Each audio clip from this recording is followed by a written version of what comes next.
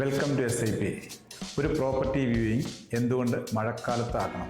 നിങ്ങൾ നല്ല ഒരു റെയിനി സീസണിൽ നിങ്ങളൊരു പ്രോപ്പർട്ടി വ്യൂയിങ്ങിന് പോകുമ്പോൾ ആ പ്രോപ്പർട്ടിയിൽ ഏതെങ്കിലും തരത്തിലുള്ള ലീക്കേജ്, അതുപോലെ ഭിത്തിയിലും മറ്റും ഈർപ്പം പിടിക്കുന്ന അവസ്ഥ, ഇതൊക്കെ നിങ്ങൾക്ക് ഈസിയായിട്ട് മനസ്സിലാക്കാൻ സാധിക്കും. അതുപോലെ തന്നെ വളരെ ഇമ്പോർട്ടൻ്റ് ആണ് ഡ്രെയിനേജ് സിസ്റ്റം, സെപ്റ്റിക് ടാങ്ക് മറ്റും നിറയുന്ന അവസ്ഥ. മറ്റൊരു ഇമ്പോർട്ടൻ്റ് കാര്യമാണ് പെയിൻറ്റിങ്.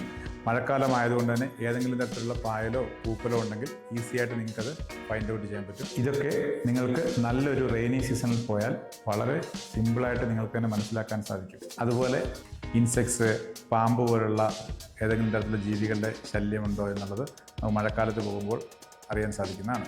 നിങ്ങൾ വളരെ പീസ്ഫുള്ളായിട്ടൊരു ലിവിങ് ആണ് ആഗ്രഹിക്കുന്നതെങ്കിൽ നിങ്ങൾക്കൊരു മഴക്കാലത്ത് പോകുന്നതുകൊണ്ട് തന്നെ നിങ്ങൾക്ക് അവിടെ മറ്റെന്തെങ്കിലും തരത്തിലുള്ള ഡിസ്ട്രാക്ഷൻസ് ഉണ്ടോ എന്ന് വളരെ ഈസി ആയിട്ട് മനസ്സിലാക്കാൻ സാധിക്കും. മറ്റൊരു കാര്യം എന്ന് പറയുന്നത്, നിങ്ങളുടെ നെയ്ബർഹുഡ് പ്രോപ്പർട്ടിയിൽ നിന്നും ഏതെങ്കിലും തരത്തിലുള്ള വെള്ളത്തിൻ്റെ ഒഴുക്കുകൾ നിങ്ങളുടെ പ്രോപ്പർട്ടിയിലേക്കുണ്ടോ എന്നുള്ളത് നിങ്ങൾക്ക് ഈ മഴക്കാലത്ത് പോകുമ്പോൾ നിങ്ങൾക്ക് മനസ്സിലാക്കാൻ സാധിക്കും.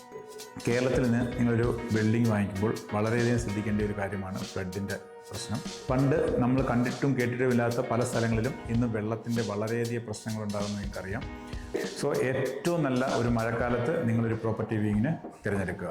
നിങ്ങൾ വാങ്ങാൻ ഉദ്ദേശിക്കുന്ന ആ പ്രോപ്പർട്ടി ഒരു മഴക്കാലത്ത് എങ്ങനെയാണ് അഫക്റ്റ് ചെയ്യുന്നത്, അതായത് വണ്ടികൾ മറ്റും കയറുമ്പോൾ താഴുന്നതാണോ, ഇൻ്റർലോക്കിൽ സ്ലിപ്പ് ചെയ്യുന്നതാണോ, ഇങ്ങനെയുള്ള എല്ലാ കാര്യങ്ങളും നമുക്ക് ആ മഴക്കാലത്ത് പോകുന്നതോടെ ഈസിയായിട്ട് ആക്സസ് ചെയ്യാൻ പറ്റും.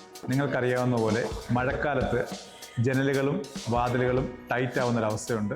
അപ്പം ഇത് നിങ്ങൾ മഴക്കാലത്ത് പോകുന്നതോടെ അത് നിങ്ങൾക്ക് ആ ഡോറുകളും മറ്റും ഈസിയായിട്ട് പരിശോധിച്ച് അതും ഉറപ്പുവരുത്താവുന്നതാണ്. മറ്റൊരു ഇമ്പോർട്ടൻ്റ് കാര്യമാണ്, ഇടിമിന്നലും മറ്റും സംഭവിക്കുമ്പോൾ അവിടുത്തെ ഇലക്ട്രിക്കൽ സിസ്റ്റത്തെ എങ്ങനെയാണത് ബാധിക്കുന്നതെന്നും അത് ട്രിപ്പ് ആവുകയുണ്ടോ, അത് വളരെ സേഫായിട്ടാണോ കാര്യങ്ങൾ ചെയ്തേക്കുന്നതെന്ന് നിങ്ങൾക്ക് ആ മഴക്കാലത്ത് പോകുമ്പോൾ അതുകൂടി മനസ്സിലാക്കാൻ സാധിക്കും. അപ്പോൾ ഈ മുകളിൽ പറഞ്ഞ ഏതെങ്കിലും തരത്തിലുള്ള ഒരു പ്രശ്നം ആ പ്രോപ്പർട്ടിയിലുണ്ടെങ്കിൽ അത് നിങ്ങൾക്ക് പരിഹരിക്കാമെന്ന് ഉറപ്പുള്ളതാണെങ്കിൽ നിങ്ങൾക്ക് ആ പോയിന്റുകൾ സെല്ലറുടെ മുന്നിൽ ചൂണ്ടിക്കാണിച്ച് നല്ലൊരു നെഗോസിയേഷൻ ചെയ്യാവുന്നതാണ്. ഞാൻ മുന്നൊരു വീഡിയോയിൽ പറഞ്ഞതുപോലെ ഒരു സെല്ലർ എപ്പോഴും അവരുടെ പ്രോപ്പർട്ടി സെല്ല് ചെയ്യാൻ മാത്രമേ ശ്രദ്ധിക്കുകയുള്ളൂ.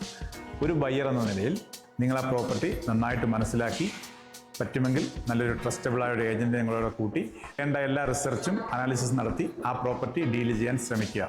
അപ്പോൾ ഇതുപോലുള്ള ഇൻഫോർമേറ്റീവ് വീഡിയോയ്ക്കായി സ്റ്റേ ട്യൂൺഡ്. See U.